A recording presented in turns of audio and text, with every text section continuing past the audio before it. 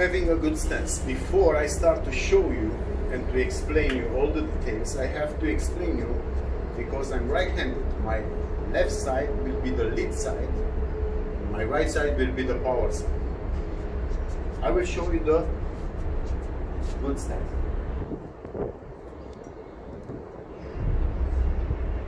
This is a good stance. As you notice, chin down, hands up, elbows protecting the ribs, knees are slightly bended, and the back heel is off the ground. I will explain you why. Chin down. Why? Because I have to protect the chin. Hands up. My palm will protect the chin better than using this one. Why? Because if I will get punched or kicked, the shock will be transferred to the chin, and I will be knocked down or even knocked out. So I've been taught to have the hand like this. As you see, the elbow protecting the ribs. Use the core, tight core. Look ahead and don't close the eyes. Even if you receive punches, it's very important to don't close the eyes. Slightly bended, knees slightly bended. Why? Because this is the way you can use the leg strength, and also it's very easy to react in a good time when you will move. It doesn't matter if you will attack or if you defend yourself by moving backwards.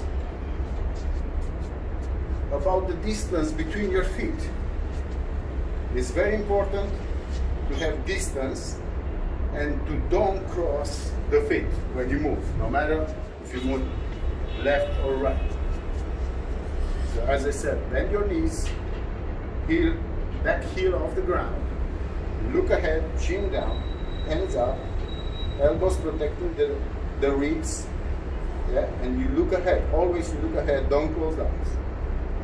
Talking about movements, forward, backwards, or sideways. If you move forward, you will move using the left feet first. So left feet first, right feet forward. If you move backwards, right feet, left feet will follow. Right feet, left feet will follow. If we move to the right, right feet first, left feet follow. You move to the left, left feet first, right feet follow. Don't come in the same line because you will be off balance. So left feet, right feet follow. Left feet, right feet follow.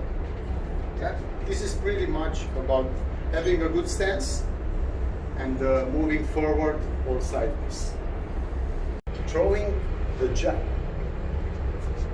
We have some very important details. Again, the details makes huge difference. Throwing the jab looks like this.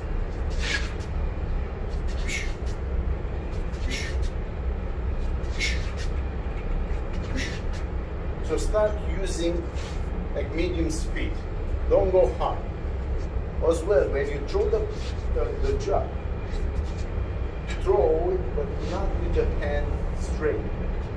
Elbow has to be slightly bent. Otherwise, you will feel the pain. Probably so many of us did this mistake, and you as a beginner, hopefully you will not do the same mistakes like us. Also very important, as you see, when I throw the jab, the wrist is straight. I'm using these two knuckles, not these two. These two knuckles are very weak because I think, these two knuckles, you use it no matter what kind of punch you will throw, very important. The wrist has to be straight in the line with the forearm. Punch and come back. Throw the jab, come back. Also very important thing, when you throw the punch, exhale from mouth. The other hand is covering, very important. So you're attacking using the left hand, the right hand will protect your right side. Do 1 minute this exercise, throwing the jab 3 times. After that, we will talk about jab cross. I will give you different combos.